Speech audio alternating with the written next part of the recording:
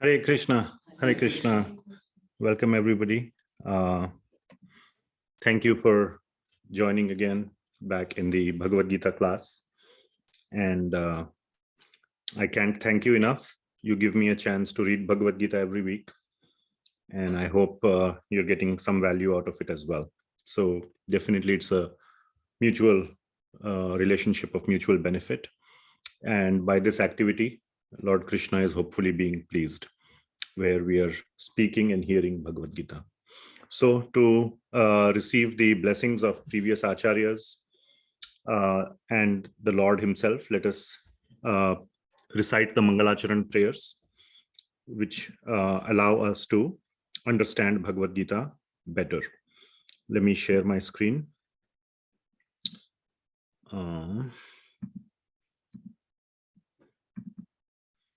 So we have here Bhagavad Gita and the introduction. And within the introduction, we have the Mangalacharan prayers. And remember, in the middle, there will be two verses which are not a part of this. Om Ajnanatimirandhasya Jnananjana Shalakaya Chakshurun Militam Yena Tasmai Shri Gurave Namaha Shri Chaitanya Manobhishtam Sthapitam Yena Bhutale Swayam Dati Swapadantikam Vandeham Shri Guru Shri Yuta Padakamalam Shri Gurun Vaishnavamscha Shri Rupam Sagrajatam Sahagana Raghunathan Vitam Tam Sajivam Sadvaitam Savadhutam Parijana Sahitam Krishna Chaitanya Devam Shri Radha Krishna Padan Sahagana Lalita Shri Vishakhan Vitamscha Nama Om Vishnu Padaya Krishna Presthaya Bhutale Srimate Bhakti Vedanta Swami Niti Namine Namaste Saraswati Deve Gauravani Pracharine Nirvishesha Shunyavadi Paschatya Deshatarine He Krishna Karuna Sindhu Dinabandho Jagatpate Gopesha Gopika Kanta Radha Kanta Namostute Tapta Kanchana Gaurangi Radhe Vrindavaneshwari Vrishabhanu Sute Devi Pranamami Hari Priye Vancha kalpa tarubhyascha kripa sindhubhya evacha patitanam pavanebhyo vaishnavebhyo namo namaha Jaya Shri Krishna Chaitanya Prabhu Nityananda Shri Advaita Gadadhar Shrivas Adi Gaur Bhakta Vrinda Hare Krishna Krishna Krishna Hare Hare Hare Rama, Rama Rama, Hare Hare. Srila Prabhupada ki jai, Srimad Bhagavad Gita ki jai. Okay, so we had left off at somewhere in the middle of chapter 4. And we might start, or we will likely start, depending on questions, chapter 5. So we will again do quick Mangalacharan and then a separate video if we get to that point. So let me share back the slides and let's dive into chapter 4 or continue chapter 4. Okay, so chapter 4, just a very quick review in 5 minutes, was Jnana Yoga, and the purpose of chapter 4 is to know and act. So action with the knowledge of purpose. Okay. And knowledge can be about many things. Atma Jnana, which we discussed. And this is about knowledge about action or nishkama karma yoga. A huge part of knowledge is also coming up, which Lord Krishna gives a hint about it in the first several verses, is about Krishna himself and his various incarnations and so on. And that will come very in depth, very strongly, with a lot more details for starting from chapter 7.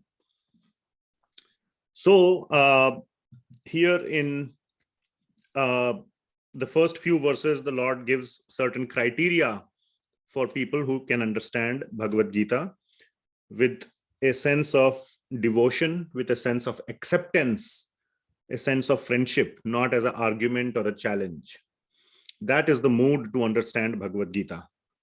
Otherwise, it will remain what will it remain? Mystery, rahasya. So it's your choice whether you want to keep the box closed or you want to open the box. The key to opening the box is bhakta and sakha. Then another important point that was covered. This is a very important point. Knowledge, it's about jnana. This chapter is about jnana, correct? Jnana means knowledge, not knowledge about nishkama karma yoga. That's not the highest. The highest knowledge is knowledge about Bhagavan. You can keep knowing about nishkama karma yoga and this type of yoga and that type of yoga, but everything comes from Bhagavan. So knowledge about Bhagavan is the most important knowledge. And that is why the Lord says in 4.9, if you want to see in your books, Janma karma cha me divyam evam yoveti tattvataha tyaktva deham punar janma naiti mam eti. So Arjuna. So one who knows about mam, janma karma cha me divyam evam yo me veti tattvataha. So janma karma cha me divyam, my, Krishna says. So his janma karma, his activities, his about him basically. For that person, punarjanma naiti, no punarjanma. That is liberation. So that is the highest knowledge. So 4.9 is a very important verse of the 4th chapter. That is real knowledge. Veti, evam yo veti tatvatah. Veti means to know. So that is going to come up, but Lord Krishna has introduced what is real knowledge. Okay. Then we discussed some more criteria or the consciousness, and very important verse 4.10, Vitaraga Bhaya Krodha. So that is one. And the second thing is Mam Upashritaha, taking shelter of Krishna. So one is on your side. You have done your part. Vitaraga Bhaya Krodha. You understand Vitaraga Bhaya Krodha? Vita means to give up. Raga, attachments. Bhaya and Krodha, fear and anger, which come from attachments. So giving up all those things and taking shelter of Bhagavan is the right mentality or the mindset to know God. So we discussed all that. Then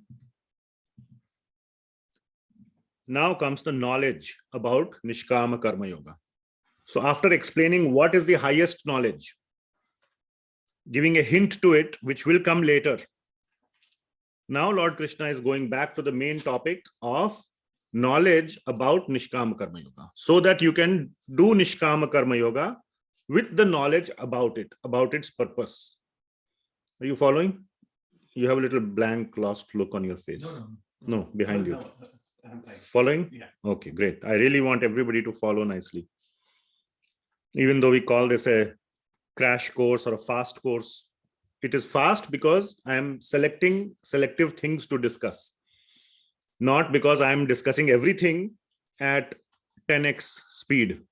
Like in YouTube, you can do 2x. There they will say all the words, but faster. Here I am just skipping certain sentences, so to say, skipping some concepts which are not as important compared to others. So in these 3 verses, Lord Krishna is describing law of karma, or one of the more important things is the 3 categories of action. What are the 3 categories of action? Karma, vikarma, and akarma. Which is the most important one to know about? Akarma. Why? Yes, it is on your screen. Why? What's the difference between akarma and the other 2? Without expecting the fruits of the action. Yeah, but what's the difference? Look at the screen. Look at the screen. Non-binding. The other 2 are binding. Non-binding. Yes, it's non-binding, which means that we are not bound by the reactions. Otherwise, the reactions will occur. Any work will create a reaction. Technically, that's Newton's 3rd law. It applies to law of karma also. But the point is, you don't get bound by it. You stay free. Some of the reactions will go into vacuum somewhere else. They will go. They will at least not bind you. Okay. So that is akarma. However, another important point that we made is that to understand the full law of karma is not important. Not only it is not important, it's very complex to understand even if you wanted to. Okay. Just to understand some simple laws of this country, you have to study for 20, 30, 40 years. And still you can become only a lawyer of one area. Criminal lawyer, civil lawyer, corporate lawyer, immigration lawyer, this lawyer. You can only excel in one area. No, there is no lawyer who is excellent in all the areas. That's why they have 9 judges in a court. Somebody is expert in this. Together they can come with some conclusion. That too, sometimes they reverse their own decision, which means that they all agree that the previous decision was incorrect. So nobody is perfect in today's, even for today's laws. What to speak about the law of the universe must be so complex, isn't it? So how can we, so I'm just going a little deeper into this. How can we abide by that law? Very simple. Just like you can abide by the law of the country without being a Supreme Court judge. You are living a nice, happy, legal life. Similarly, law of karma is simple. Just lead a pious life, not a sinful life. And one of the basic things is to not do to others what you would not want them to do to you. Very simple. And then by reading Bhagavad Gita, we get more understanding. That much we can read. Like in every school, there used to be a subject called civics. It's about, how the society works. Some basic laws and all those things are explained. So Bhagavad Gita is the civics of our human life, of the universe. It's the civics of the universe. How to lead a successful life in this universe. So then we can get more knowledge. So we also gave this is very, very important verse, 4.18, where somebody is saying something. If not, please kindly stay muted. Let me see what's going on. Please stay muted for those that are not talking. Sorry.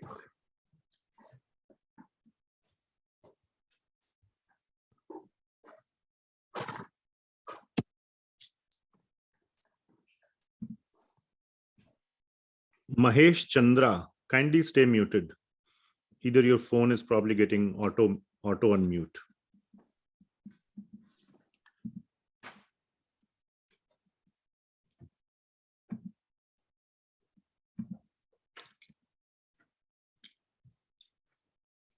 Okay, so very important point that we discussed. You can come here if you want.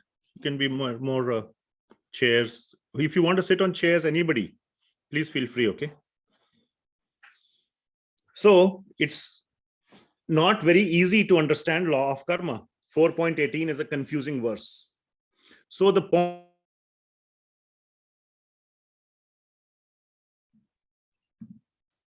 important point is, without working for God, the attempt to perform spiritual action becomes a lot more confusing. So just working for no result, that is nishkama karma yoga, without desire for results or the fruits. And with the knowledge that I am doing this work, but I'm not doing it for the fruits. That is the knowledge part. Working like this is confusing, is not very easy. At least I have, thought about it quite a bit, and it's not practical. And if you are patient and if you trust me, Arjuna will also say so in the 6th chapter when this whole discussion is over. So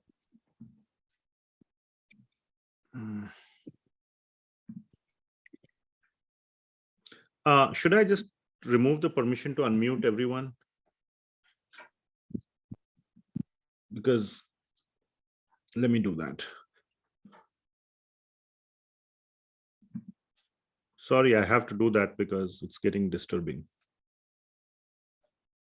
How to do that?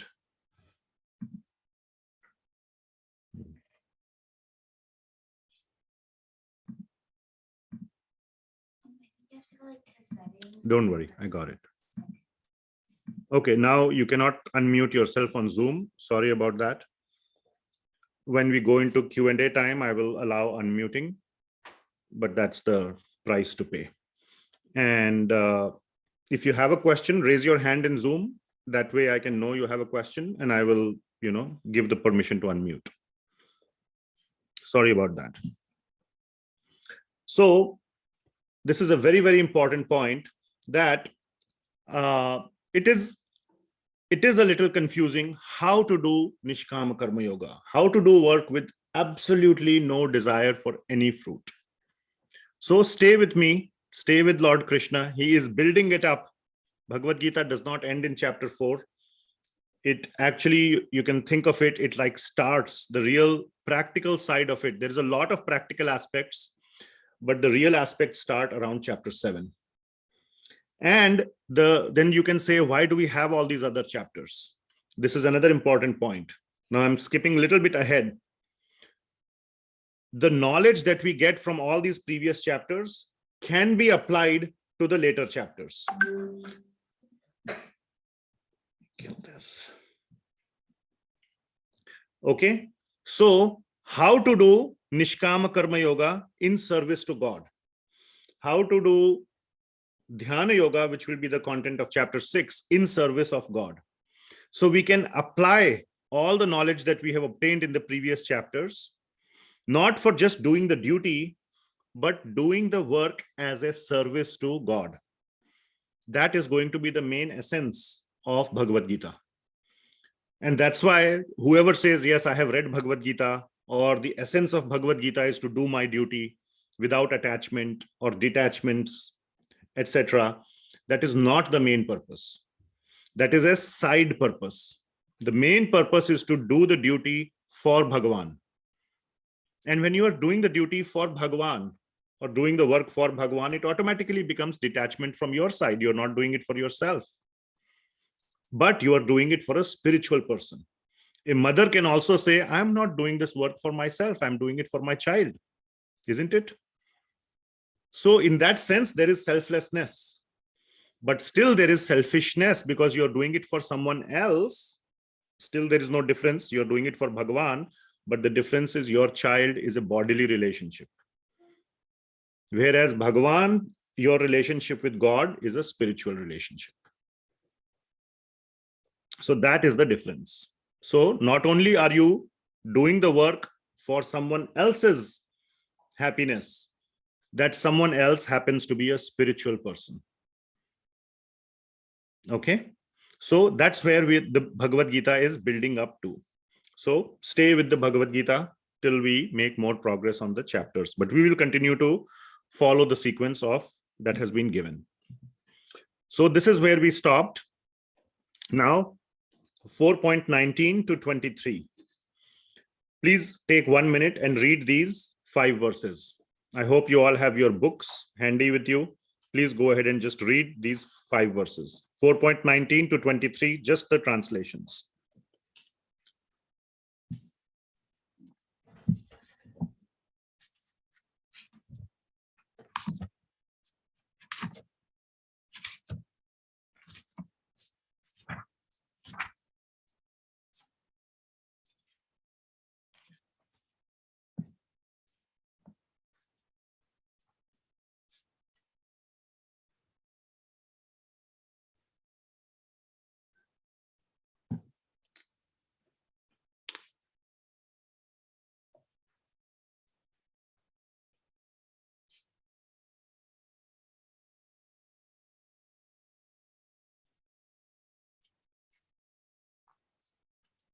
Done?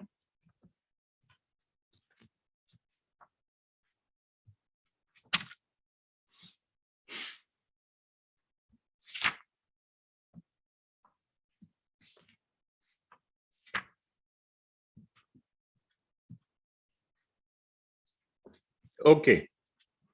So very, very nice verses, 5 verses, which show how a jnana yogi operates, how he works. Okay. So in 4.21, I'll just pick some key things to discuss. In 4.21, one of the point is Shariram kevalam karma kurvan napnoti kilbisham. So Shariram kevalam karma. So whatever duty or whatever work you are doing, the point is it's okay to work for maintaining your body. That much is allowed. In other words, the difference between need and greed. There is a saying, right? There is enough in the world for every man's need, but not enough for even one man's greed. So staying within our reasonable limits. Now, for every person, reasonable limits may be different. Now, if you're living in America, having a car is reasonable. Now, you cannot compare yourself to somebody living in a village in some remote part of India. A car may be a extravagance over there. So don't think, oh, I have to live like the most, poorest place on earth. So again, it's reasonable is what I'm saying. It is relative to the various circumstances. So don't take it to extremes. So okay to live for a simple living. It's okay to work. It's okay to earn. It's okay to do maintenance of your basic living. That is sanctioned even in the highest levels of spiritual life. Now, we will see in the 5th chapter and later on in the 4th chapter as well. You may ask, what about somebody who goes to the cave and just lives like a complete renunciate, complete sannyas? That is also there. But most people cannot do that. And that is not recommended as part of Bhagavad Gita either. We will see that right in the beginning of 5th chapter. If somebody wants to do it, that is a legitimate process. It's a valid process. It's not that we call them those or they are invalid. They are following a wrong path. No, there are multiple paths. Some are very hard and tough, but there are equally valid paths that one can follow living in your household condition. So giving up the household is not at all a requirement.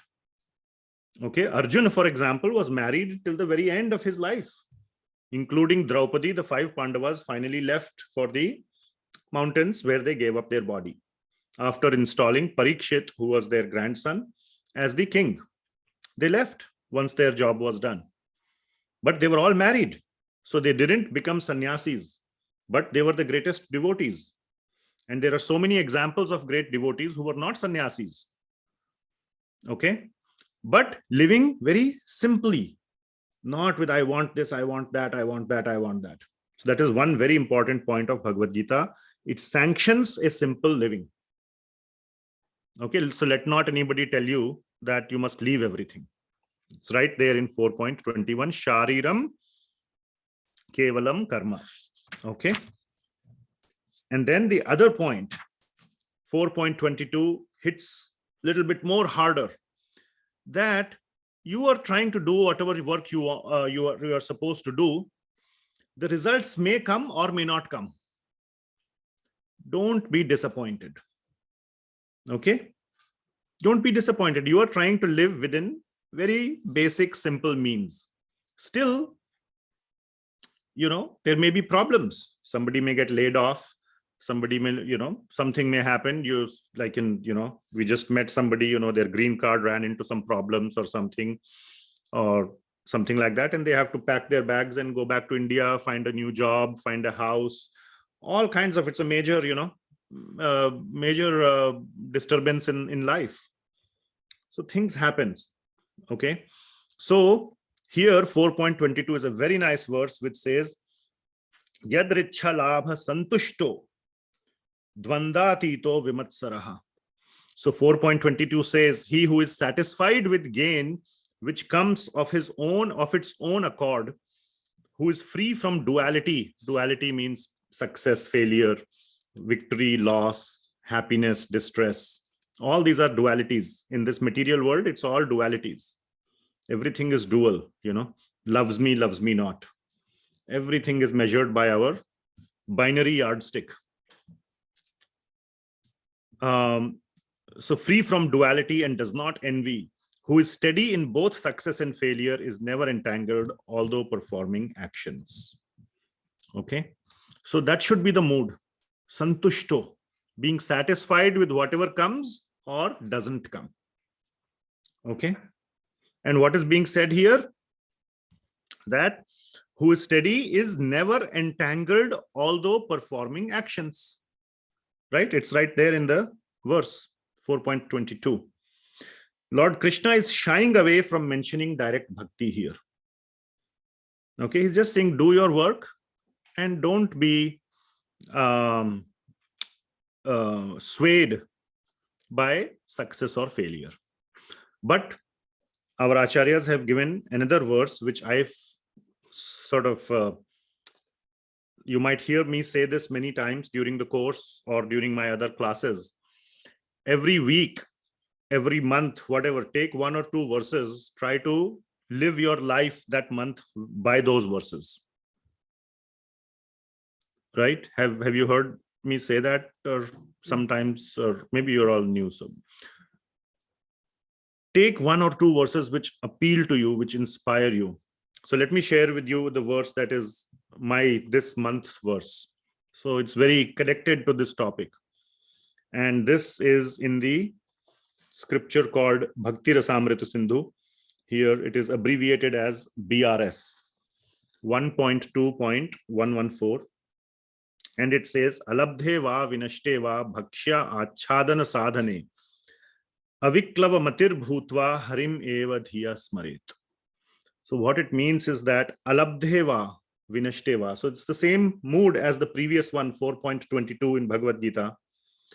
Alabdhe va vinashte va. Alabdhe means you tried to get something, you didn't get it. Labdhe means labh. Labh means to gain. Alabdhe, you didn't get it. Or vinashteva, you got it, but it got lost or destroyed, or ultimately end of the day, you don't have it. Okay, you're frustrated. So to say, you have the chance to be frustrated. You have the reason to be frustrated. Bhakshya achadana sadhane. Bhakshya means to take, accept whatever comes of its own accord. Okay, and the more important thing is aviklava matir bhutva. With a very single pointed intelligence, mati means intelligence or mind. What should you do? Harim eva dhiya smarit. Just focus on Hari. That should be one's focus. Nobody can take that away. Hari smarana cannot be alabdhe or vinashte. That is completely in your control. Nobody can take it away from you. Even if you are put in the jail, even if you are, whatever happens to you, nobody can take away the capability of your Hari Smarana. Only you can do that to yourself. So that is what we should do. And let anything else happen. And this is how a true Bhakti Yogi lives. So there is a lot of similarity between 4.22 and this one.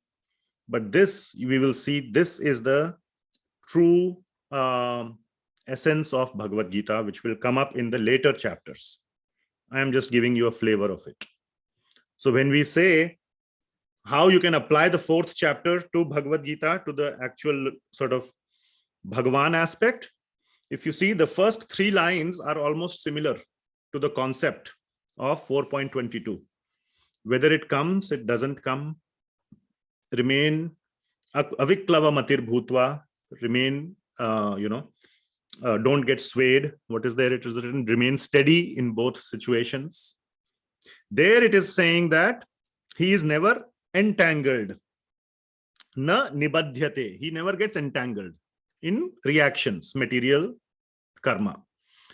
The real thing is harim eva dhiya smarit. So that is the only difference. So you can still apply that verse, but on your smarana of Bhagavan. That we will cover later. All right. So I just wanted to share with you this aspect. Are you following? Everybody is following where we are going. The sequence is clear. Where, you're not lost, confused. Anyone? All right. So now Lord Krishna will discuss. Now we'll go a little bit quicker. We'll make a short stop at 4.34. It's an important verse, but now you will see this Q icon on all the verses or on all the slides. So the result of Jnana Yoga is moksha. Okay. The spiritual destination. And there is no entanglement at that level with karmic reactions. You must have read that in 23 and 24. Okay. And that is known as the Brahma Nirvanam stage. In 4.24, if you see, the Brahman word will appear so many times. So that is the spiritual, the stage of spiritual attainment. All right. And that will be the main topic of discussion in chapter 5 as to what is the result of Jnana Yoga. So that we will discuss in detail or in some detail in chapter 5. So that's the result of Jnana Yoga. Now, there are different kind of yajnas. In next 5 verses, 4.25 to 29, which I'm going to ask you to read in 1 minute, what is being described are 9 different types of yajnas. Some people do this kind of yajna, some people do this kind of yajna. Yajna means what? Sacrifice, but basically doing our duty. You have committed that you will do something and you do that. That is yajna. In a sense, it is a sacrifice because, you're so to say, it's your fulfilling of your commitments. So what is modern day yajna? There are so many types of yajna that we do. Now, yajna does not mean just putting something in a fire pit. That's the sort of a different, that's one type of yajna. So we will come to that, but now please take 1 minute and read these 5 verses. Let's quickly go through it, where we will see, according to the Vedic times, what are the various types of yajnas.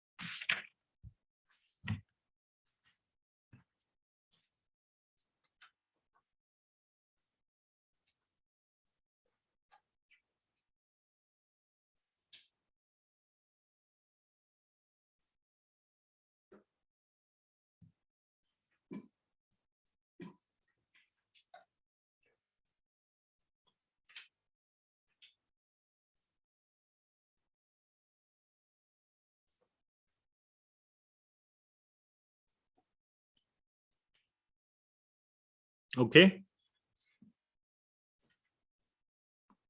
Done, everyone?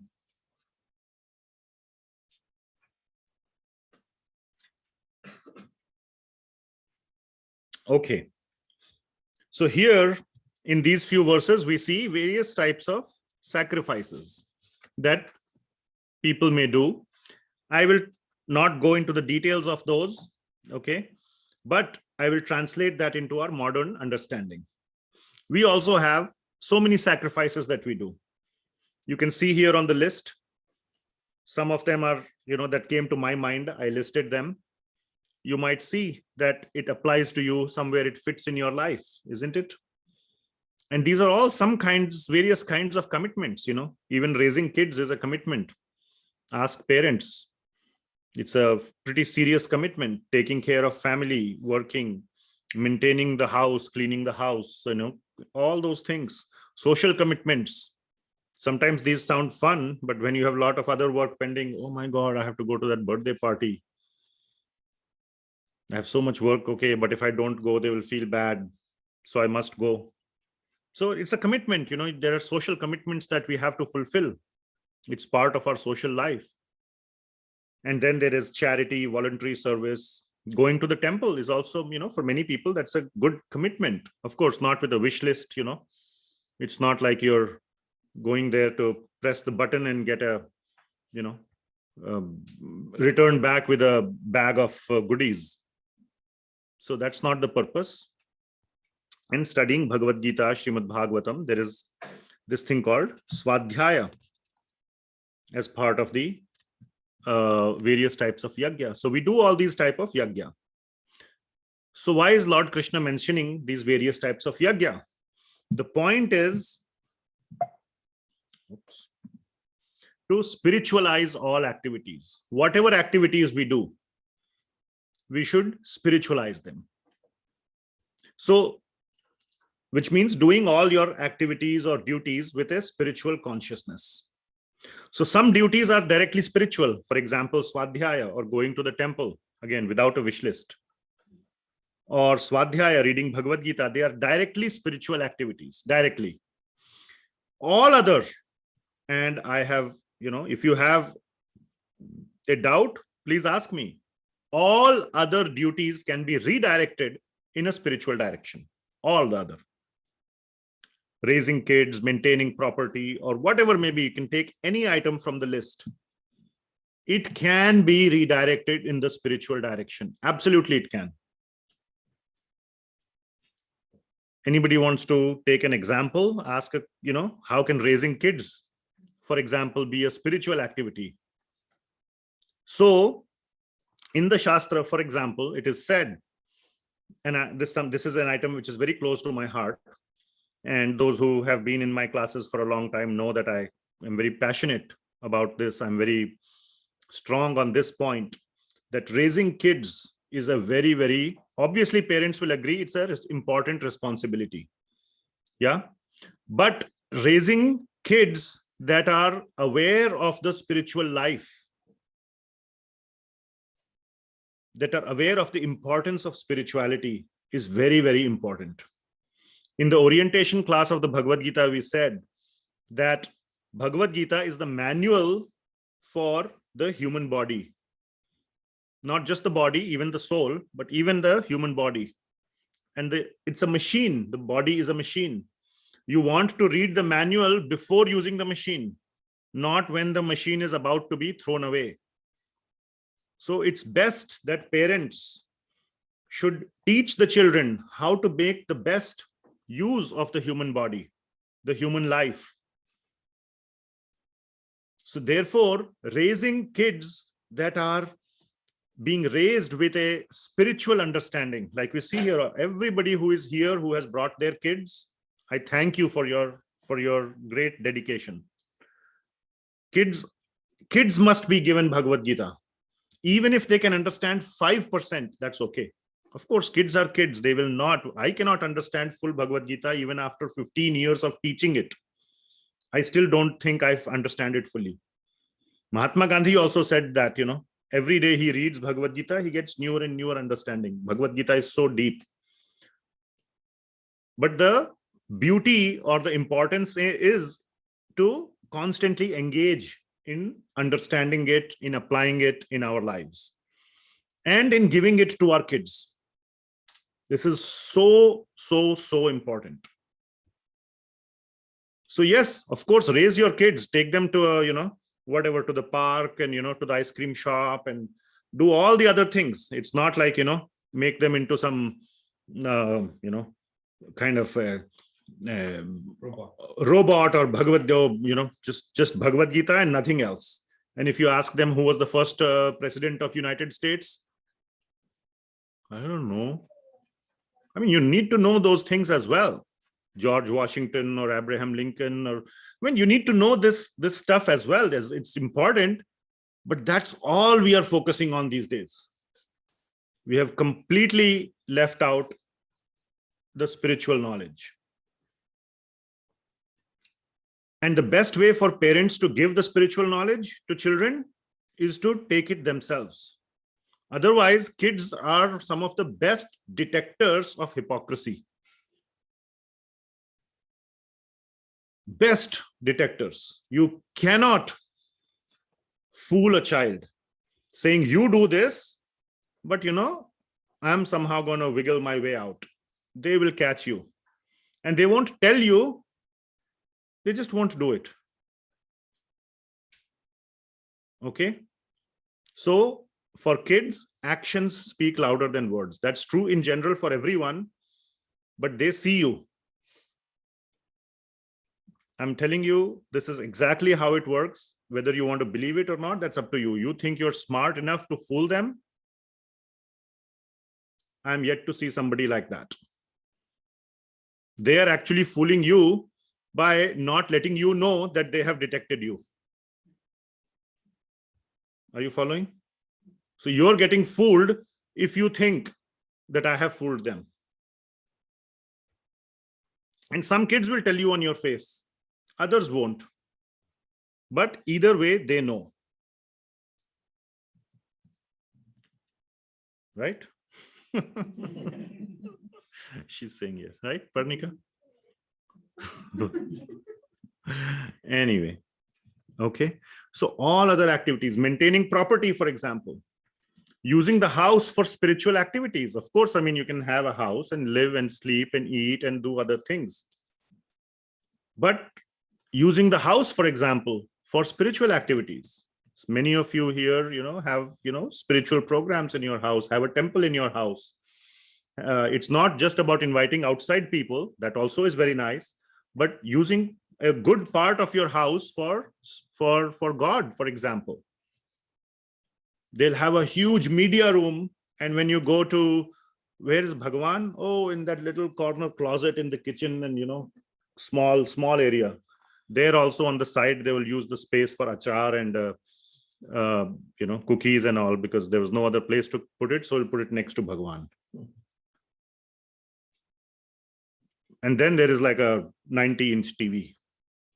So it's good to have, it's okay to have a 90-inch TV, but give a serious amount of space to Bhagavan as well in your house. That's, ultimately he has given us all the ability, all the wealth and everything to have the house in the first place. So why would we not reciprocate by doing that? So all these and many others, if anybody has any question, I can hands down tell you how you can spiritualize anything. Now, don't ask me a smart Alec question. Oh, I'm a butcher. How can I spiritualize being a butcher? Ask a meaningful question. Okay. Birthdays, what is it? Very nice. Birthdays, how? That's the easiest thing to explain. Have the birthday in the temple. We yesterday celebrated somebody's marriage anniversary with a lot of kirtan, with a lot of Krishna Katha, with a lot of, and it was a lot of fun, a lot of friends. I'm sure if you keep coming to the programs, you'll become very good friends. And like, I see some people here, very, very close friends. These are the friends. There is no other friends for us. And whenever we enjoy, we don't go and watch a movie or some Marvel movie. We talk about Krishna. It's a great discussion. Plus we have nice food, nice, all nice stuff. We sing, we dance, we, in the form of kirtan, and we have a good time. And it's the purpose is not to have a good time. The mood is that of kirtan. So yeah, birthdays can be completely spiritualized, completely spiritualized. All right, so we'll move forward. There was a word called oblations. Oblations means offerings. Okay. Okay.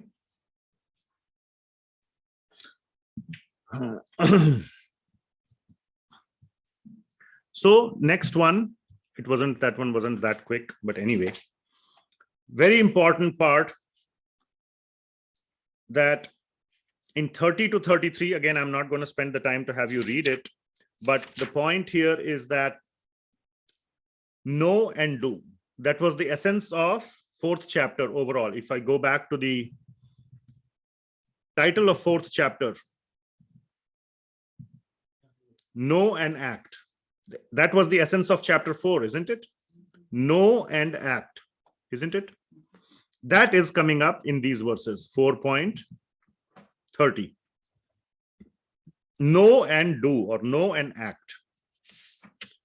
So in 4.30 itself, you will see this term which says, Sarve api ete yajna vido, which means that all these performers who know the meaning of sacrifice or the purpose of sacrifice become cleansed of their sinful reactions.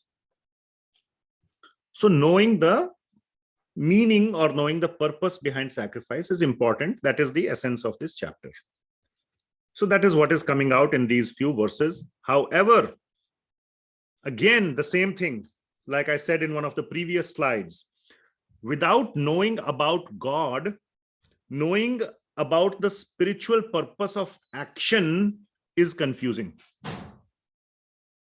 So again, this whole section is somehow we are trying to beat around the bush without putting God in the center. That will start from chapter 7 onwards, and it will all make a lot of sense. Okay, but I have already given a little flavor about it. Okay. Now comes a very important verse, very, very important verse in the Bhagavad Gita. And this verse is about Guru. What is the best source for getting knowledge? Getting, and I have put getting in quotes. Getting means not receiving, just receiving. To get it, we say, no, did you get it? I got it. Like I got it. Like when I tell my kids something important 2 times, Papa, I got it. I got it. It's okay. I got it. You don't have to repeat yourself. Then I know that, yeah, he got it. That's the kind of got it I'm talking about. I got it. Which means that you actually, there's no other way you got it. Okay. All doubts are clarified. You really got it, basically.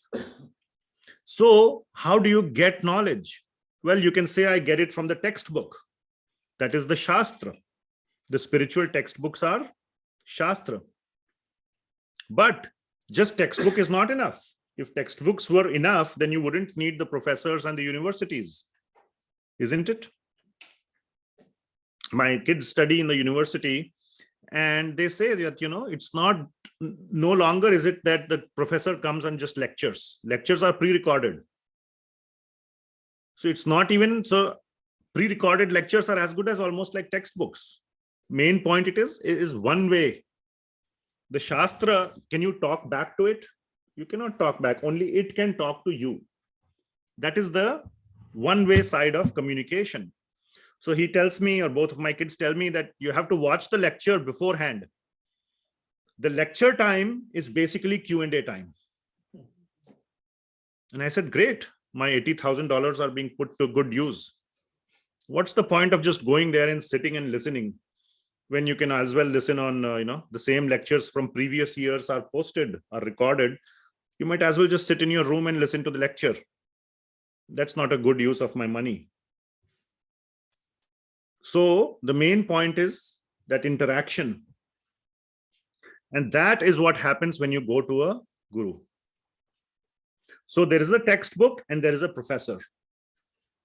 So there is the Shastra and there is the guru. So therefore, getting the position of guru is very, very important. Extremely important, because everybody is unique. And what they may get, what they may not get, somebody may be getting things very fast. And somebody may take more time to get the same thing. The Shastra in front of them is the same. Why somebody else gets it faster, somebody else gets it slower, and all that. So whoever has whatever levels of doubts should get it clarified so that they can keep moving forward. Don't get stuck. So this verse is very important, and it says how to get knowledge is from somebody, from a guru, which is known as a Tattvadarshinaha. That is the verse, the word that has been used. Tadvidhi pranipatena pariprashnena sevaya upadekshanti te jnanam jnaninas tattvadarshinaha. Means that the guru, first of all, is not just a namesake person. He actually knows his stuff. Tattvadarshinaha. Okay. He has also gone through the same study which you are undergoing. He has passed all the tests with 100% marks. Very, very brilliant, capable student. And after rigorous process, now he has become a professor, a guru. So he is a very qualified person. He can give upadesha. He can upadekshanti te jnanam. He can give this jnana. And there are three ways how we should approach a guru. There are three very important points. What is it said? Tadvidhi pranipatena. Pranipatena means to approach with humility. Not like, what do you have to tell me? I know more than you. I'm going to prove you wrong. Or always looking with some kind of a critical eye. Now, some professors are not that good and some don't know anything. So maybe that is the case of the material world. So yes, not every teacher is very good. So people may say, oh, it's legitimate to look at them with a, doubtful eye. But that is that case. A true spiritual teacher, you should never look down upon them. Never, you have to have a very humble attitude, just like it is shown in that picture there. Sit below. No, all of you can sit below means mentally with a attitude of humility. Pranipatena. Second point, pariprashnena. Ask questions. And not just questions, sort of meaningless questions, but meaningful questions. What are meaningful questions? That are doubts in your mind that are preventing you from moving forward. You're stuck somewhere. We can keep moving forward, but you will always have, but what about that? But what about that? Those are the questions which are keeping you back. Get them clarified. Pariprashnena, so asking questions is highly encouraged. It's not blind acceptance. And then third one, sevaya. You must render some seva to the guru. Okay? And a true guru will never ask for money. Now here I'm paying $80,000. So okay, you don't have to do seva. We are doing the seva by writing the check every month. But a true guru, a spiritual guru, never asks for money. So we must do some seva for them. That's our reciprocation. Some reciprocation must be done. Must absolutely be done. That not only, it's not for the benefit of the guru. The guru is in Krishna's protection. It creates that mindset in our mind that I am receiving something valuable. Otherwise, it's all phokat kamal. We treat it like free stuff. There is no value. So to create value in our understanding, in our consciousness, if you find it valuable, and you will find it valuable if the guru is a genuine guru. So basically, one should never be kritagna. You understand kritagna? What you must be? Kritagya. Kritagya means grateful. Kritagna means ungrateful. So render seva. Okay. So tadvidhi pranipatena pariprashnena sevaya. That is what you should do. What the guru does, upadekshanti te jnanam. Okay. It's a very important point. Okay, we are coming almost to the end of the chapter. The power of spiritual knowledge is very, very strong, or very great power in spiritual knowledge. Two examples are given. It's known as jnana plavena and jnana agni. Okay, so there is this ocean of material miseries, this material world. I hope, not I hope, but I would say that many of you that are doing Bhagavad Gita have had some problem in your life. And maybe some are doing out of curiosity as well. Or they may be aware that my life could have some problems. Those who are ekdam bindas, happy, nothing can touch me, it's harder for such people to come to spiritual life. Relatively, there may be few lucky ones, the wise ones. Okay?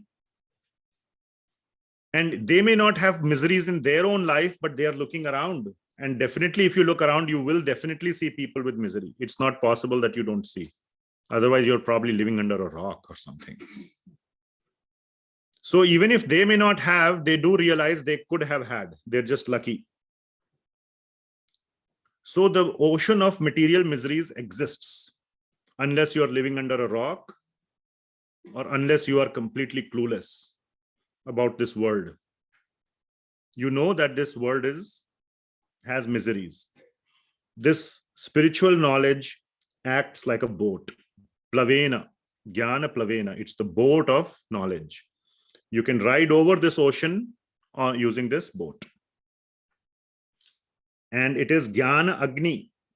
Whatever past karmic reactions you have. So this allows you to navigate. The first one allows you to navigate without adding more baggage. Okay. And the next one, jnana agni, burns the past baggage that you are already carrying. Okay. So the past baggage is burnt. The future baggage is not accumulated. And that is how jnana helps. That's the power of jnana. Are you following? So this is just Lord Krishna is describing the power of spiritual knowledge.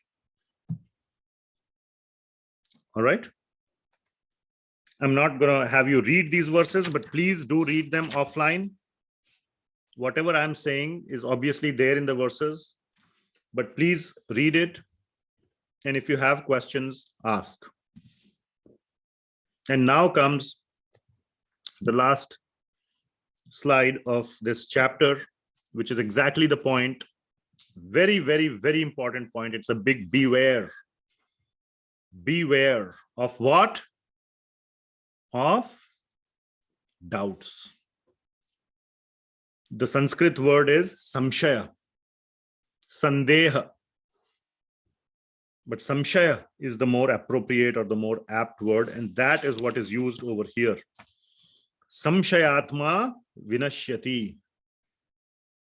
4.40. One who is full of samshaya. So doubts are the number one. I should have added here. Let me add it in front of you. There are others too, but are the number one killer of spiritual progress, I will say. Okay. There you go. Doubts are the number one killer of spiritual progress.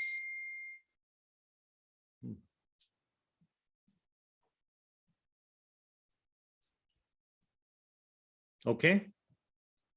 You can do the whole Bhagavad Gita class. Somewhere you will see some YouTube video. Some friend will tell you something. It will all start with a but. But you know what I have heard? But you know that I saw that person, he also read Bhagavad Gita, but this happened in his life. But that, but this, but that. And so many doubts will come in your mind, meaningful doubts. And then you'll say, is this Bhagavad Gita, is this the only path to my real happiness? That Prabhuji, we did the course in January, February, whatever. He said, it's the manual for life, human life. Is it true? Where is it written? If I go to a Honda dealership, he actually gives me a manual for Honda car. I can agree that is the manual for my Honda car. Where it is written Bhagavad Gita is the manual. I didn't go buy it in some store and so on. Okay. You are not sharing. Oh, I'm not sharing. Sorry.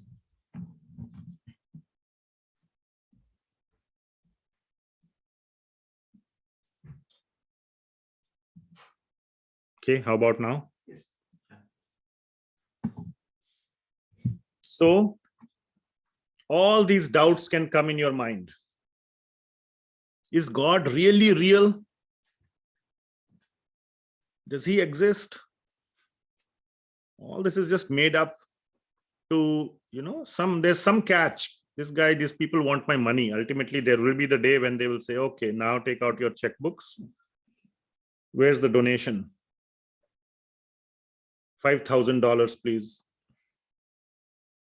That day is coming. If I get too involved in this, now then, I'm getting myself trapped. I won't be able to say no. Better to quit now. All these doubts could come in. Many. So many. Look at your own mind. Right now, maybe there are some doubts. Maybe 90, you've said 90% I'm there. I'm there with you, 99%. What is that remaining 1%? Okay. So yes, doubts will be there. Nobody said you have to be born with zero doubts. But talk to a knowledgeable person, talk to a guru to clarify the doubt, get the understanding. And for that, there's another whole big topic, how to find a guru. Now, guru doesn't mean just like in this picture, sitting under a tree with a big beard and, in a village or something like that. What guru means is a spiritual mentor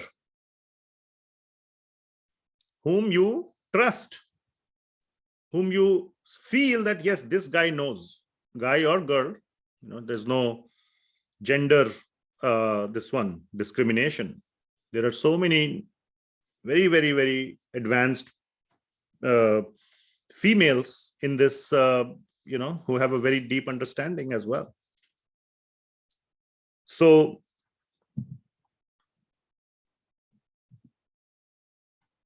find somebody whom you can put your trust in and get clarifications and move forward.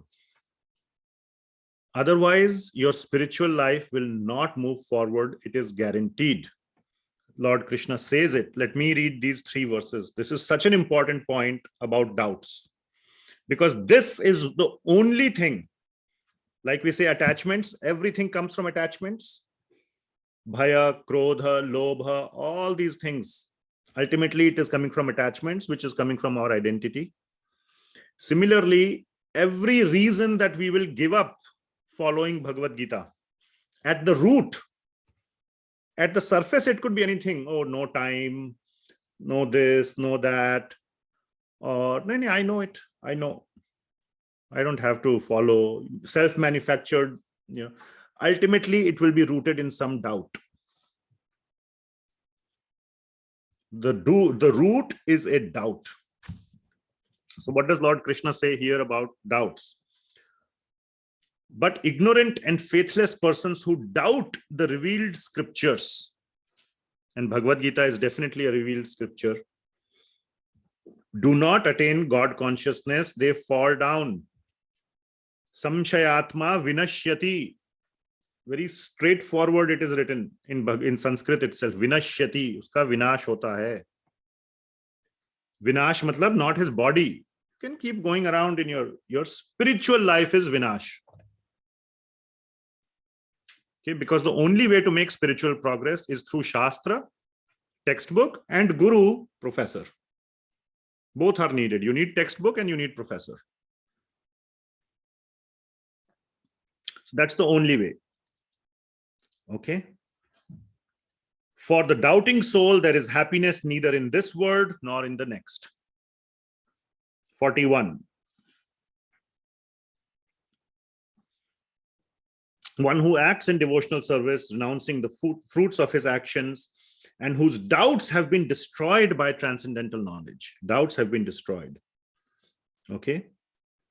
Jnana sanchinna samshayam. Sanchinna means destroyed. Samshayam, the doubts have been destroyed by jnana. In Sanskrit, usually you have to read reverse to make it into English. English is a reverse language. कहते हैं ना उल्टे पैदा हुए थे. So English is born reverse. So most of the Sanskrit sentences you read in reverse to translate to English. So jnana sanchinna samshayam. Doubts are destroyed by jnana. Sanshayam sanchinna jnana. Thus, he is not bound by the reactions of work, O conqueror of riches. And the last one, and that's why I have drawn that sword there. Therefore, the doubts which have arisen in your heart out of ignorance should be slashed with the weapon of knowledge. Okay, weapon of knowledge. Armed with yoga, O Bharata, stand and fight. So that is the end of chapter 4.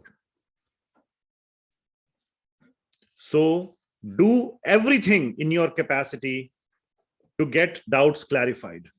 That is the point in the blue box. Do everything in your capacity to get doubt clarified. Do not let doubts linger in your mind. I should have added another bullet. Doubts are like cancer. What is the point when I'm saying cancer? They grow. Thank you very much. When is cancer best treated? Early stages. Similarly with doubts. Otherwise, they grow. And then it is harder and harder and harder to remove them. Okay.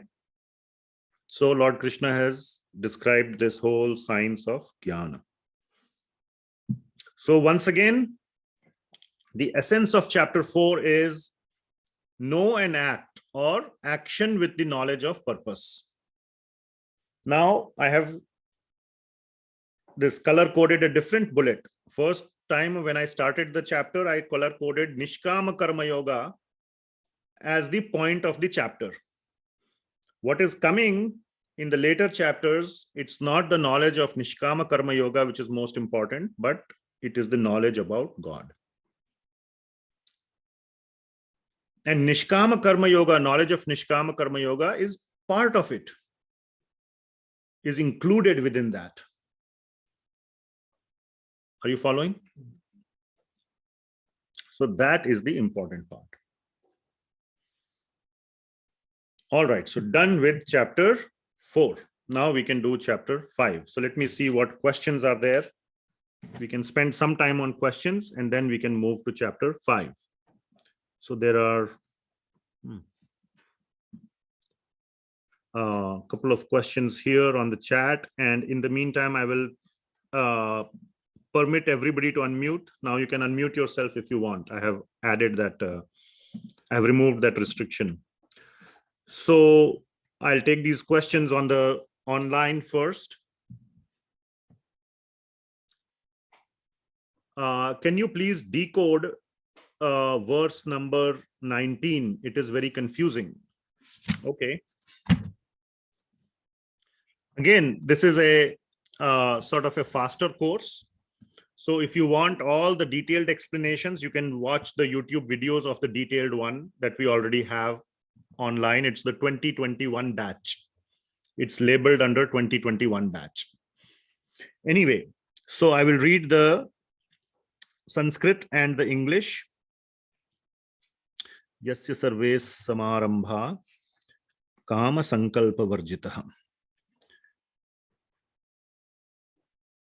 jnana agni dagdha karmanam tam ahu panditam buddha.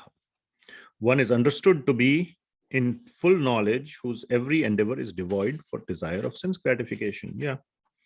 He is said by sages to be a worker for whom reactions of work have been burnt up by the fire of perfect knowledge.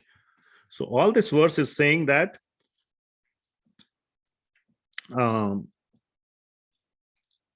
when you are working in knowledge, or when you're working without the desire for sense gratification, then one is understood to be in full knowledge. And for such a person, all the reactions of work have been burned up by the fire of perfect knowledge. So like we just discussed, am I still sharing the slides? Yes. Basically, the point is this one,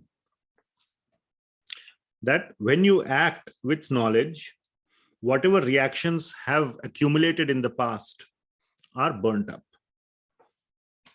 Even if you have the knowledge of nishkama karma yoga and definitely knowledge of Bhagavan, all and true knowledge, very deep level of knowledge, and that is why one must engage in a lifelong study of spiritual topics, whether it's in a birthday party or in the temple. We all discuss always spiritual topics. Every time we allocate time for spiritual discussion. All that knowledge is slowly and slowly and slowly canceling all the baggage of karma that you have. So what this is saying is that one does not accumulate any more karmic reactions, and the past karma that exists is cancelled by jnana agni. The same word is there, jnana agni dagdha karmana. So I hope that question has been answered. Then there is another question. What about from a student perspective? How can we redirect our consciousness when studying for competitive exams, etc.? Is the best way to spiritualize this trying to develop the mindset that we should try our best and then leave the rest to Krishna? So yes, that is one approach, not one approach, one part of it. So I hope you all got the question, that how to spiritualize something like studying for competitive exams, for getting a job or whatever the competitive exam is, getting into a good school, getting into whatever it is, towards some means to an end. Okay. The way you should, so there is, I will introduce two technical terms. Okay. It is called mukhya vidhi and gauna vidhi. Mukhya vidhi means the primary goal of our life, and gauna vidhi means the secondary goal. Okay. So the way to spiritualize this is to understand that yes, once I get the job, let's say this competitive exam is some job or some higher education, some SAT or LSAT or MCAT, or I don't know what all these various exams are there, GMAT and GRE and what all, get into some profession.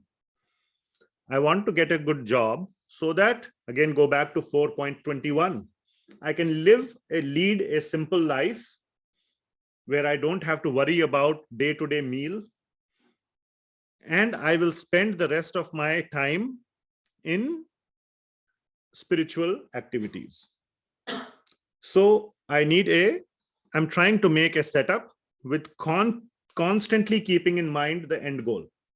So this becomes the gauna vidhi, to have a livelihood. For that, you need a good higher education. For that, you need to write a test or a competitive exam, whatever. All that becomes secondary steps.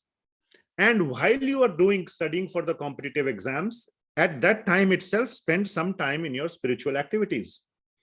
It's not like when I will get the job, then I will start to spend time in spiritual activity. That will never happen. Then there'll always be the next thing, like that famous story, Oh, right now I don't have a job. Once you have a job, oh, I don't have a wife. Let me get a wife. Then you get a wife. Oh, I don't have children right now. Let me first, or this is my prime time. Let me just enjoy this, that. Then children, then, oh, let children be. Then you become grandfather and great grandfather. And finally you become the grave father. End of story. So that should not happen. So even when you're studying for competitive exam, you already know that, yes, even while doing this serious activity, I'm able to carve out some time for my spiritual life. And when I get a stable job or whatever that competitive exam is for, I will continue to do this. Right now, you are studying for competitive exams because your parents are providing for you. So you have a stable situation. You don't have to worry, where will I get my next meal? Am I going to be staying in this house for the next week, or I have to relocate, or somebody will kick me out? I have to live in a van or something like that, or in a homeless shelter. You don't have any of those concerns, hopefully. That's because your parents or whoever else is providing for you. Tomorrow you have to provide for yourself. So yes, all these things are so that you can provide for yourself. But now and then, please keep some amount of time carved out for your spiritual progress. So that would be spiritualizing this activity, doing that activity with this consciousness. There's not much difference, but the consciousness is different. You're not doing it one day I will become rich, then I will go to Las Vegas, then I will do this and that and that. No, that should not be the consciousness. So I hope that answered that question. So again, Mukhya Vidhi. Mukhya Vidhi is spiritual progress. Okay. The primary purpose or the primary goal. There are secondary goals like having a stable living situation which enable that. It's easier for all of you who have, don't have this basic problem in your life. When will I get my next meal? It's much easier for those people to focus on spiritual life than for the guy who has to always worry about his next meal. Don't you agree? And we will see this in the 6th chapter, that those who start spiritual progress but don't complete it in this life, next life they get a very in a very wealthy, very well settled family, they get a birth. And the purpose of Lord Krishna saying that is that you will not have to worry about all the basic things in life, so that you can focus on your spiritual life. Don't parents say that? See, to their children, the well-to-do parents, you don't have to do anything. You don't have to spend 2 hours, working, what they call as in college, what do they call? Work and part-time work. I mean, basically you work and you pay for your college. Say, I'm paying for your college, you don't have to do, work, what's your problem? Why don't you just sit and study? You have been provided everything. All the resources have been provided, whatever books you need. If you need a tuition, if you need this, everything is provided. Your job is to just do that. So that is how Bhagavan creates the situation. Okay. So Mukhya Vidhi is making spiritual progress. Everything else is Gauna Vidhi. So I hope that answered that question. Next question online was, or on the chat, how to get kids into spirituality when they are already in teen and hard to change? I do not mean religious activity. Yeah, of course. I hope by now you are understanding the difference between religious and spiritual.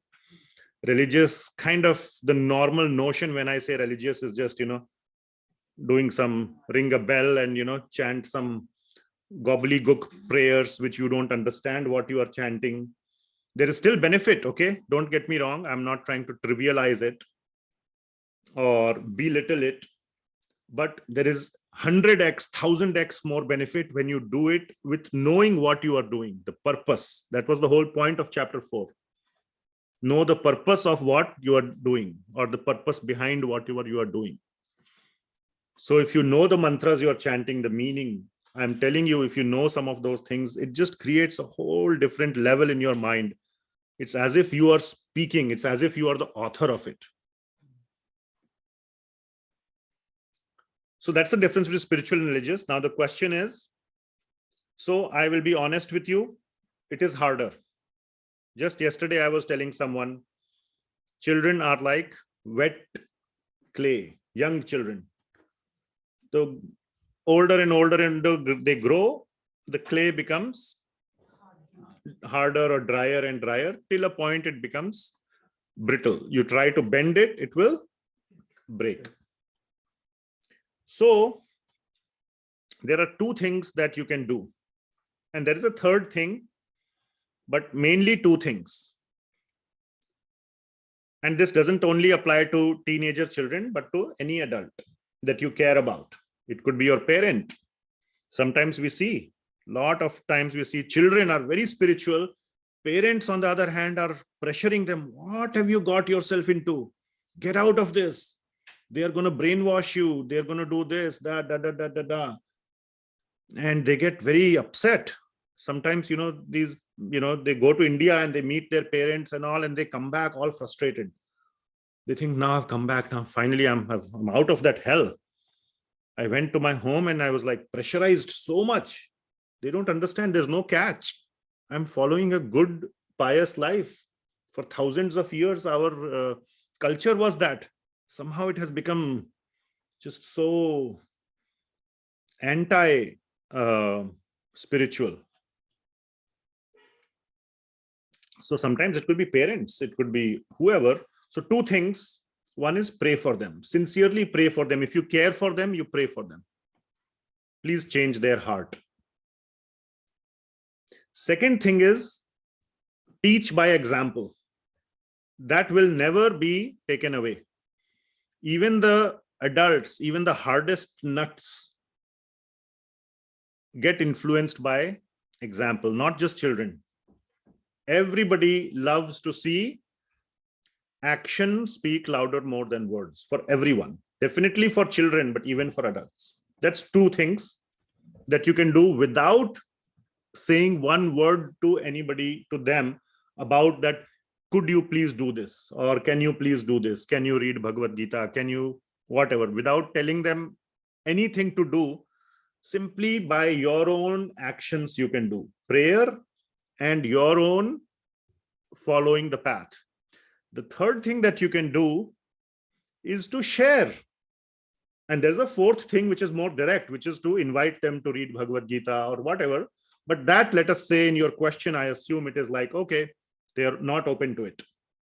That stage is gone. So the third thing is to share your realizations as a friend. Just like if you go to a movie, you say, I saw this great movie and, I liked this, I liked that. So if you are seriously following, you will definitely have a lot of examples, lot of realizations, lot of things in your life you will realize, I guarantee it, which you will, you can share very sincerely. And that might change their heart. Okay. And the fourth thing is to very politely invite, please read this. What's the harm? Just try it out in your life. It's for your own good. And if the previous three things have been done well, the fourth one will have an impact. It's the more direct one. So definitely one thing you should not do is be a hypocritic jerk. That will just, you're doing a disservice to them. If you hate somebody, then you can do that. If you do not want them to come into spirituality, then do that. But if you have the slightest care for somebody, don't be a hypocrite. Better to be genuine, be a genuine jerk, than be a hypocritic practitioner. Are you following? So I hope you got some tips from that. But some of the things that you can, at a very, very, very practical level, in the fourth category that you can do is you can just share with them directly from Bhagavad Gita. You know them. You talked about like kids who are teenagers. I hope you know your kids to some extent. You know their likes and dislikes, and you know about, what their mentality is. So share with them from what you have read, what you have understood. Genuinely share. I thought this you would find interesting, or this, or this, or this. Okay, be their friend, be their, and encourage them, inspire them. Don't tell them, don't instruct them, especially with teenagers. Inspire them. There's a difference between telling them and inspiring them. Don't push. And finally, give it time. That comes back to the first point, pray. Give it time. You cannot make a mango ripe by beating it. How do you make a mango ripe? Giving it time. Give it time. Okay. So these are some of the things I could say. How do doubts come? Another question. I have a very strong answer for this. Are you ready for it? I'm a direct person, direct teacher. No sugar coating. I'm sorry. You ready for the answer? Yes. By bad association. Did you get the answer? By wrong or bad kind of association. How do doubts get removed? By good association. So it's not that hard. This is not quantum mechanics. It's very simple. By good association, doubts get removed. By bad association, doubts get created.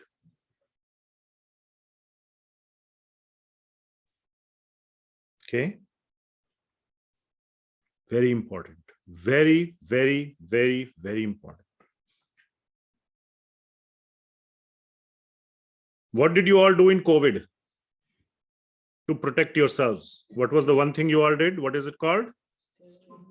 What was the new word we all learned in that? Social distancing. Isn't it? I never knew such a word existed. Maybe the doctors knew. Social distancing. What is this social distancing? How can you be social and distanced? It's an oxymoron. Anyway, so social distancing from those who will corrupt your mind. So you must identify such people. Okay. Do not try to put your legs in two boats. I will do this and I will do that. No, it doesn't matter. I'm strong. I can deal with it. Once I come out of that gathering, everything, I'll just leave it there. I'll walk out clean as if nothing happened. No, no, no, no. You won't even know those doubts will carry with you. Like the virus. No, nothing. No, I didn't touch. I sanitized my hands. I washed my hands, everything. But you got the virus. The effect will not come out immediately. It will come out a little bit later. So I hope you got the answer. In our Saturday classes that we are undergoing, we are going to start a new book called Nectar of Instruction or Upadeshamritam. We will talk in fair detail about association, good and bad association. Janasanga. Okay. There's a very nice verse there. Let me show you. Atyaharaha prayashascha prajalpo niyamagraha janasanghascha laulyam cha shadbhir bhakti vinashyati. Bhakti is destroyed by these 6 things. Let me show you.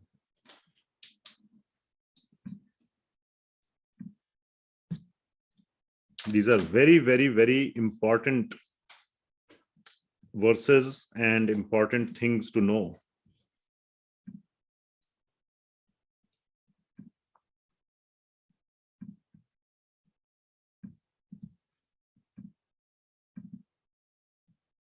Atyaharaha prayashascha. I'm not going to give a Upadeshamrit class right now. Atyahara, over accumulating stuff. Prayasa, over endeavoring. Prajalpa, all nonsense talks, criticizing others. Prajalpa, you all know Prajalpa. Niyamagraha, another topic. Janasangha. Janasangha means, here Jana is referring to materialistic people who have nothing to do with spiritual progress. Laulyam, excessive hankering about things. Shadbhir, these 6 things, 2 were there in each line. Atyahara, prayasha, prajalpa, niyamagraha, janasangha, laulyam. Shadbhir, bhakti, vinashyati. These are the destroyers of bhakti. Anyway, So I hope that question was answered. Let's take 2 hands are raised. Lakshmi Prasad Prabhu. Namaste, Guruji. I posted the message to Guruji, and normally most of the time we are spending our life with working. How our work lead to the spirituality? So, couple of things. First of all, your work that you are doing is to earn your livelihood or whatever. It is the Gauna Vidhi. So when you say all the time I am spending in working, I'm assuming you are spending, let us say, 14 hours, 15 hours in working, 7-8 hours in sleeping. How much is that? 22 hours, 21. Remaining 1 or 2 hours, you are, brushing your teeth and taking shower and whatever, going for grocery or some phone calls. So no time left for spiritual activity. Okay, so that's not good. No, Guruji. What I mean is whatever the work we are doing, right? How can we link it to the spirituality? Okay. Okay. So first thing is work is Gauna Vidhi. What happened? Are you all still there? Something happened. The whole screen became blank. Yeah, it happened. Now it is told. It is. Now we can see. Now you can see. Yeah. So first of all, it is Gauna Vidhi. It is enabling your spiritual life. So yes, unfortunately, these days we have to work 8 hours, 10 hours a day to earn a living. That is not the usual Vedic standard. Vedic standard is to work 3 to 4 hours a day. Only. This is Kali Yuga and various other reasons. I don't want to again start a whole class on that topic. But whatever may be the reason, we have to work 8 hours a day. Try to keep your work limited to 8 hours a day. Okay. If not, find a job that will allow you to work 8 hours a day, doesn't demand 14 hours of work. You get the point. So that you have some time left to do some serious spiritual practice in your life.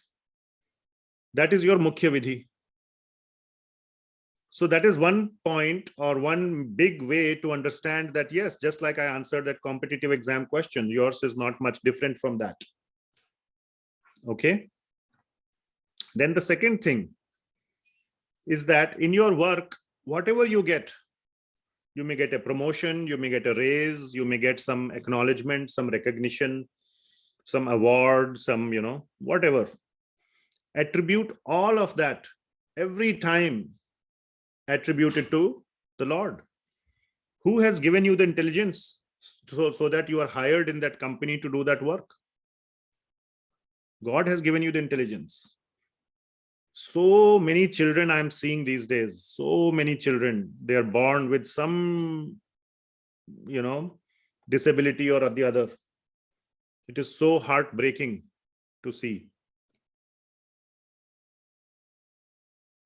We are so lucky, whoever, if you're doing a full-time job, it means that, you have the ability to do that job. Who has given you that? You may think I have studied in big school, college with hard work. That's why I have become intelligent.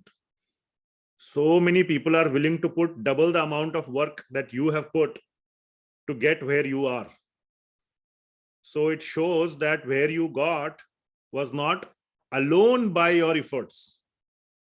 Definitely your efforts were part of it, but not alone. So for the remaining part, have gratitude to God. If you cannot have gratitude on a minute by minute basis, at least show your gratitude when you get some recognition. Okay. Dhanyavad Guruji. That answers.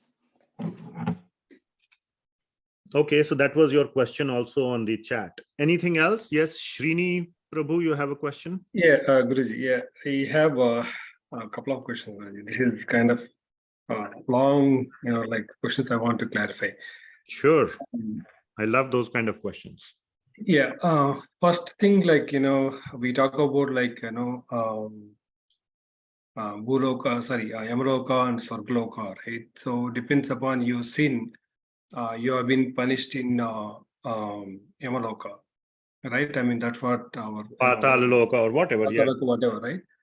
What like, by observing the things within, like here, right? Within the nature, or maybe like here, I see like, maybe like here itself, like you feel certain things, maybe like, in this current janma also, like, certain creatures, or maybe like a few instances I see.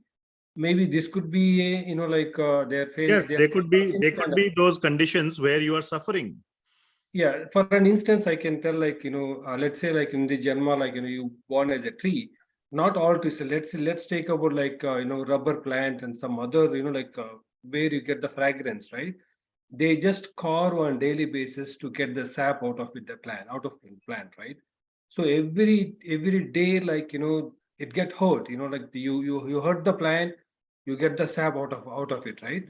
So come to So the it's kind of, question quickly. yeah, that I mean, like I mean to say, like, it is happening here itself. The can I think that, like the whatever the yamaloka is, whatever, like your sin No, is. yamaloka is not here. That is even more suffering. I'll cut to the chase. There is even more suffering there. There are descriptions given in the Shastra of those kind of lokas. Okay, that's too gory and ghastly to describe here. But yes, the suffering for our past actions could be in this particular planet or in the more hellish planets where there is more suffering. So that both are possible, and both are places of relatively, levels of suffering. So if that was your question, then yes. Yeah. Okay. Yes. Yeah. Like we say, when you're driving on the road, we say, kutte ki maut mara wo. He died like a dog. We have seen all these animals on the road. They die like a, no human dies such a bad death, crushed under the wheels or whatever. Maybe, there are children and all in here. So, and it's even worse in some of the other planets. But yes, so there are hellish conditions relatively in increasing levels of severity. Does that answer your question? Yeah. Okay. The second thing what I have, like, your soul is always eternal, right? And also like it always do the good, do the good things. Soul doesn't want to do the bad things, right?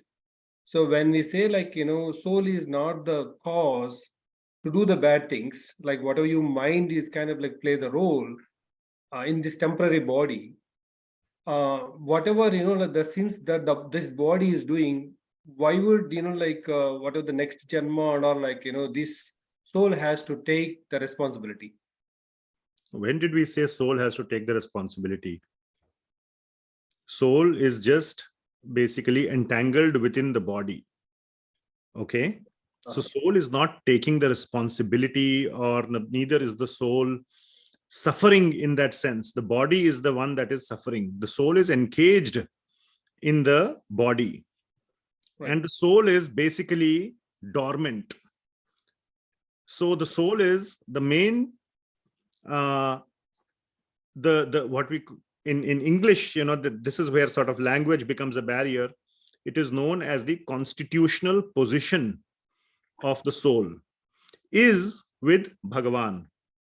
Just like for a small child, the position of the child, now you will say, yes, the child is suffering if he is away from the parent, but the constitutional position of happiness for a child is with its father or mother.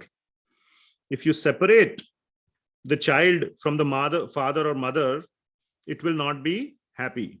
You may still give it everything. I've seen some families with a small child. If I take it in my lap, when I give him all the nice candy or this, everything he likes, he will still cry.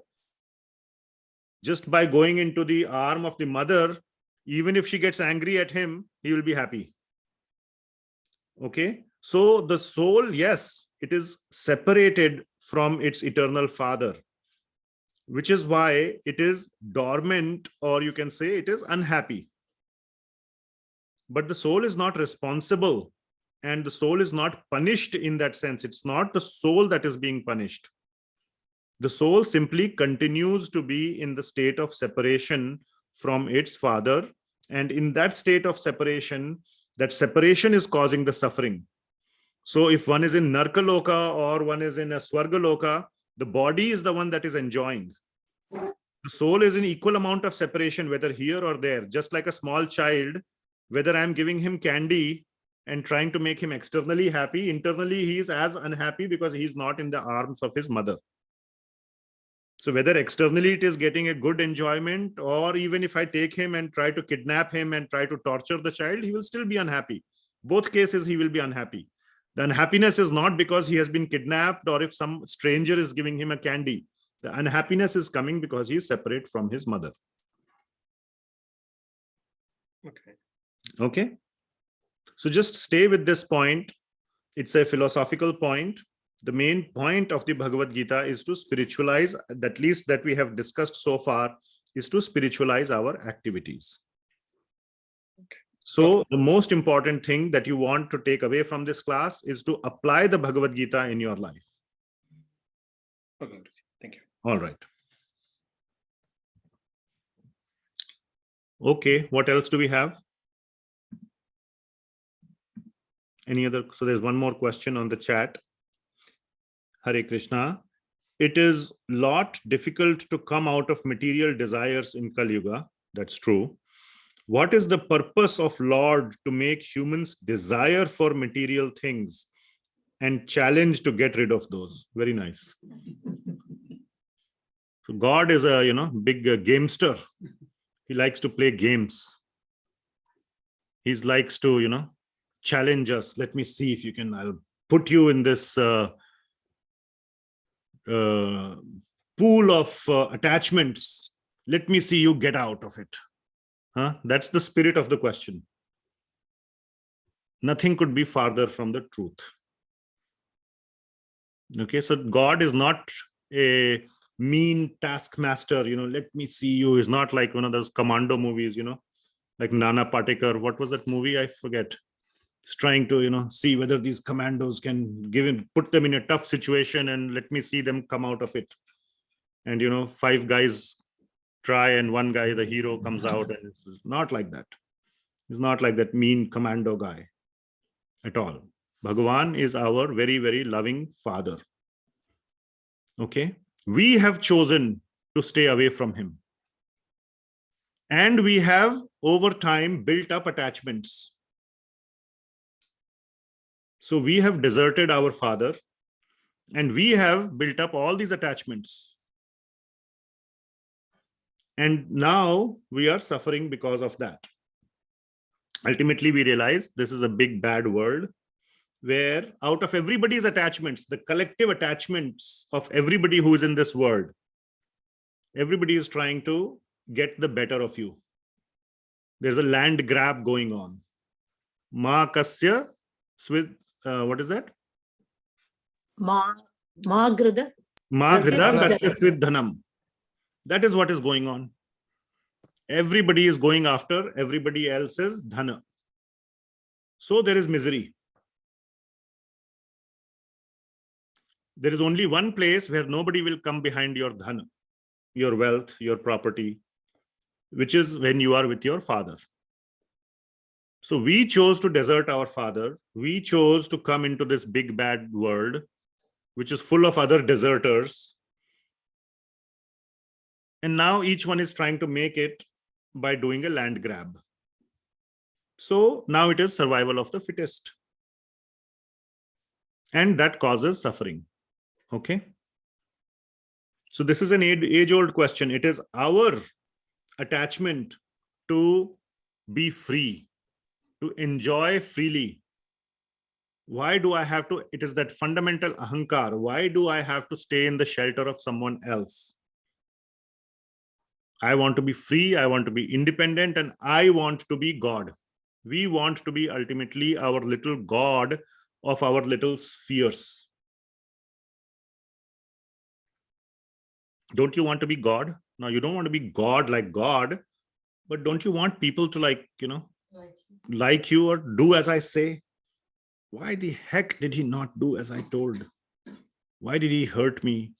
Couldn't he think I will get hurt? It's all about me. So we have that innate desire to enjoy without providing enjoyment to someone else. So that is called self-centeredness, and the root of it is our ahankar. And that creates all these attachments. And our attachments are preventing us from giving them up. Not Bhagavan. He's not playing any games. He has not glued us to the attachments. The same question was asked by some of the disciples of Bhakti Siddhanta Maharaj. Okay? And who is the spiritual master of Prabhupada, who has written this translations and commentaries. So he tried to explain like I'm explaining. They didn't get it. They didn't get it. So every evening they used to go for Sankirtan in the town for, chanting the names. So Maharaj was very punctual, very, he would be there on dot. So one day he was not there.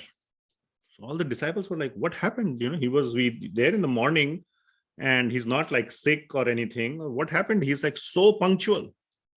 And they waited and waited. Some went and looked inside the ashram. There was nowhere to be found. Finally, they heard a sound, leave me, leave me. Oh, that's our guru's sound. Who has caught him? They went running into the backyard and he had clung to a tree. And he was shouting, leave me, leave me. He said, what are you doing? Have you lost? They thought today he has he's lost it. What happened, Maharaj? What happened? Can we He says, the tree is not leaving me. Tree is not leaving me. He's the one holding to the tree. Says, what do you mean tree is not leaving you? Tree is not leaving me. I'm telling it to leave me. No, Maharaj, tree is not holding you. You are holding the tree. And then he said, that's what I have been trying to tell you. The attachments are not holding you. You are holding on to the attachments. And you are so strongly holding on to the attachments, and you are claiming that the attachments are holding you. That is yet another level of hypocrisy. Nothing else. Okay. So this we had studied in second chapter. Now you will say, okay, fine, I get it. But still, how do I leave attachments? The answer to that is, in the second chapter, we discussed a very nice phrase, and I had highlighted it. Param drishtva nivartate. By developing a higher taste. So you attach yourself to something spiritual. And then you attach to it. And you will never want to detach from it, just like you are attached to material things and you don't want to detach today.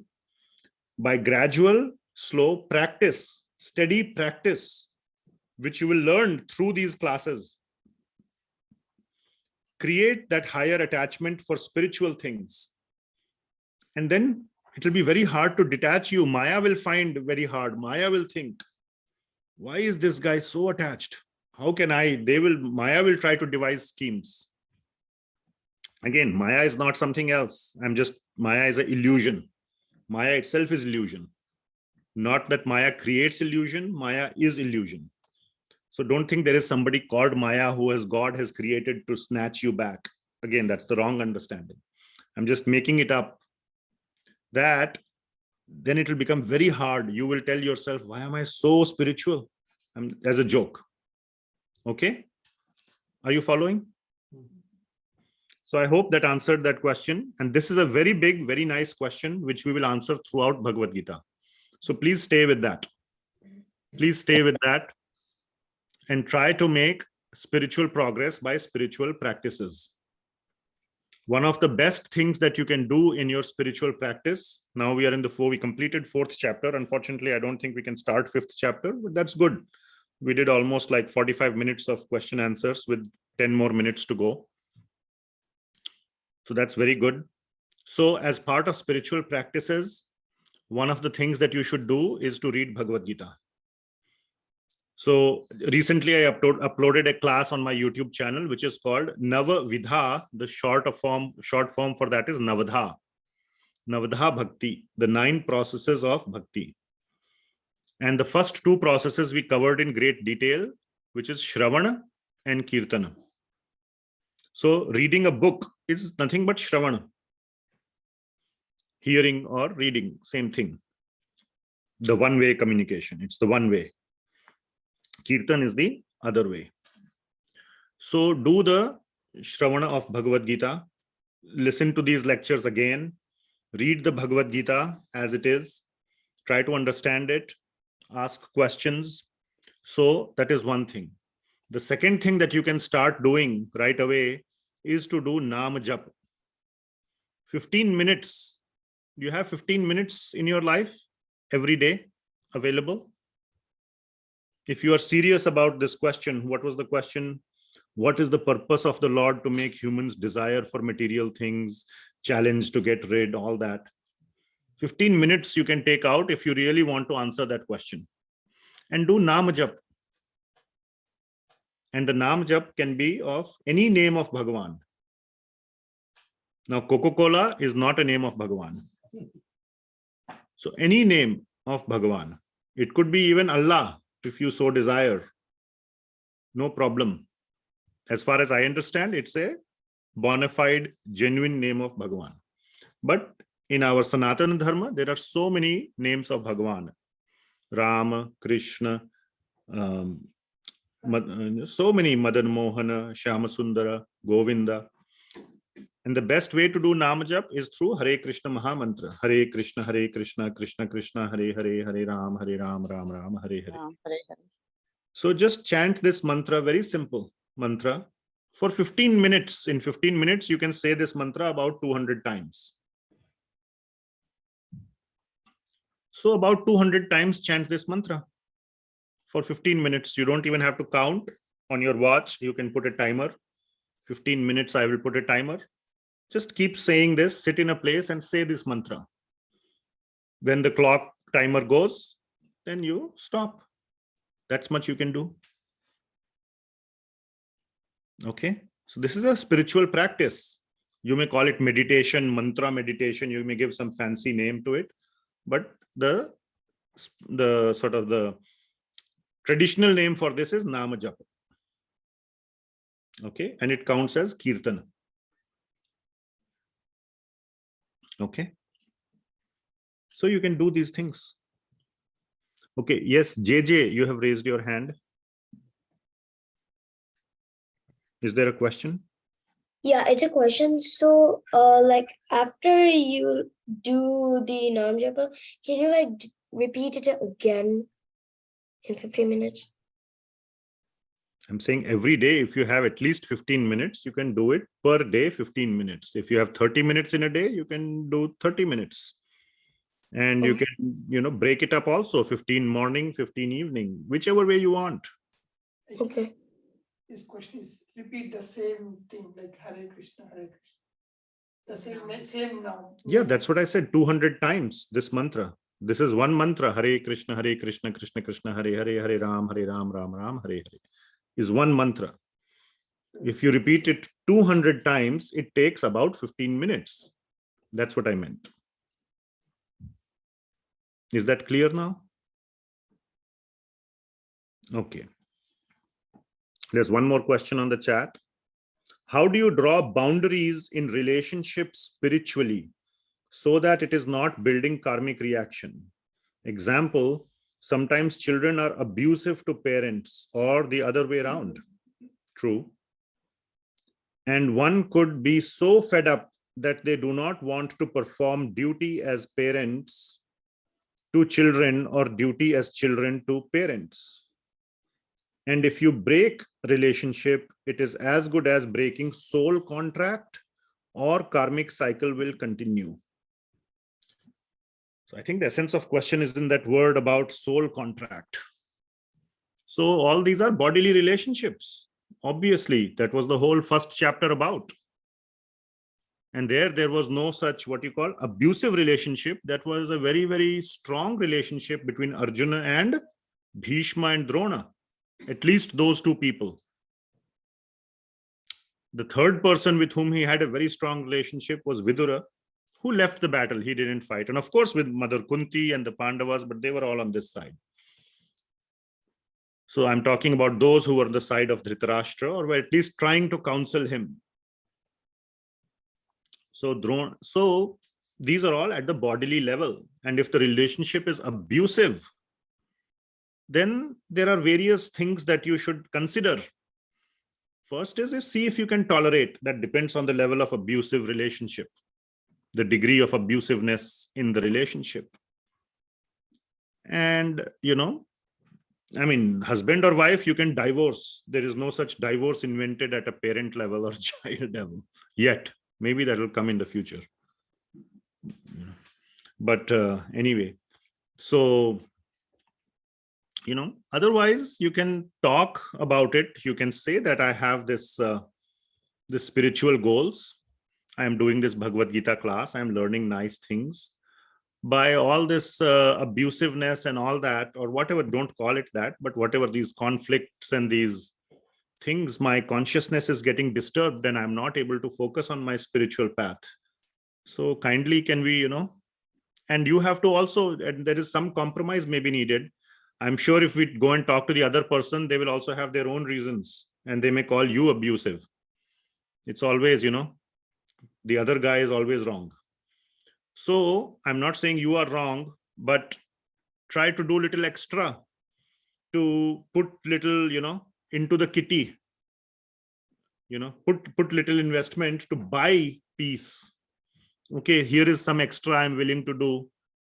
Can we, not have this chick thingy? And I want to really focus on this in my life. Please help me. So put your best foot forward in that situation. And finally, if it is not working out, then, physical separation of space may be required as a last resort. And there is nothing soul about it. It is more of a commitment. Again, we talked about modern commitments in one of the slides, parenting or whatever, those things. We talked about parenting or taking care of old parents, maybe is a commitment. We don't come from a society where we, like a cow, when it stops giving milk, then we cut the cow. We are not doing that yet to parents. One day will come in Kali Yuga when that will become legal. Yeah, it will come. You never want to be at that time. So, but if the relationship is very abusive, then you have to do what need to be done. Nothing, absolutely nothing should come in the way of your spiritual progress. Spiritual progress is way too important. Arjuna also agreed to kill Bhishma and Drona for his spiritual progress. Like we discussed, Arjun's war after Bhagavad Gita was not for winning or for justice. It was an act, it was a spiritual act of bhakti. What is his bhakti? Karishye vachanam tava. Following Krishna's instructions. That's what he was doing. That is called bhakti. Follow Bhagavan's instructions is bhakti. That's what he was doing. Bhagavan said, you shoot an arrow. He shot it. Even though at whom he was shooting, that arrow was his most near and dear person. So sometimes, my point is, never let anything come in the way of your bhakti. First, try to work it out by all possible means. Finally, if physical separation is the only answer, then you have to do what you have to do. And we can discuss more as we go along. Okay. Yeah, that was the last question on the chat that I received. Anything else? You used to say that TME, right? For the TME, yes, Mataji is reminding me. It's a nice acronym by Chaitanya Charan Prabhu. TME, tolerate, mitigate, emigrate. So I basically described that. First is tolerate. If it is something you can tolerate at your own level, just tolerate. Maybe the problem is not so severe as it looks. Maybe your tolerance is too low. Increase your tolerance. Mitigate was that whole discussion part. Have a discussion. Okay, I'm willing to do this. Can we, put an end to it? Mitigate it. Negotiate, mitigate, whatever. Finally, immigrate or emigrate. Emigrate means, you follow what I'm saying. TME, very nice, thanks. You mentioned in your earlier. Earlier, yeah. Okay. So remember TME, tolerate, step 1, mitigate, step 2. If that doesn't work, immigrate is the only solution. But don't rush to that solution. Don't just do the other one too as check boxes. You must sincerely try to do that, okay? Not that, oh, Prabhuji said TME, T done, M done, E.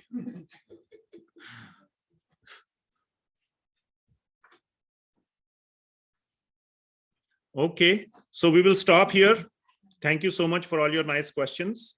We will continue with chapter 5, or we will complete chapter 5. I have very few slides, few main points on chapter 5. So we might start chapter 6 also next week. So we'll see. But chapter 5 is not going to take that long. The main point of chapter 5 is what is the result of Jnana Yoga. That is the main point of chapter 5. So I have about only 8 or 10 slides on chapter 5. We might, depending on Q&A, we might start chapter 6. And on Saturday evenings, we are starting this new book called Upadeshamritam, like I said, where I read that verse. Atyaharaha prayashascha, prajalpo niyamagraha, janasangha cha laulyam cha, shadbhir bhakti vinashyati. So we'll discuss very nice verses like that in that Upadeshamrita class. If you're almost welcome to join if you would like. Let my wife know if you want to join and we can add you to that. All right, there's 2 more chat messages. Okay, nice. Somebody said Hare Krishna, Krishna Krishna, Hare Hare, Hare Ram, Ram Ram, Hare Hare. Very nice way to end the class. Thank you so much. Srila Prabhupada ki jai. Srimad Bhagavad Gita ki jai. Hare Krishna. Thank you, Prabhuji. Hare Krishna. Hare Krishna, Mataji. Thank you. Thank you, Prabhuji. Hare Krishna. Hare Krishna. Hare Krishna. Krishna.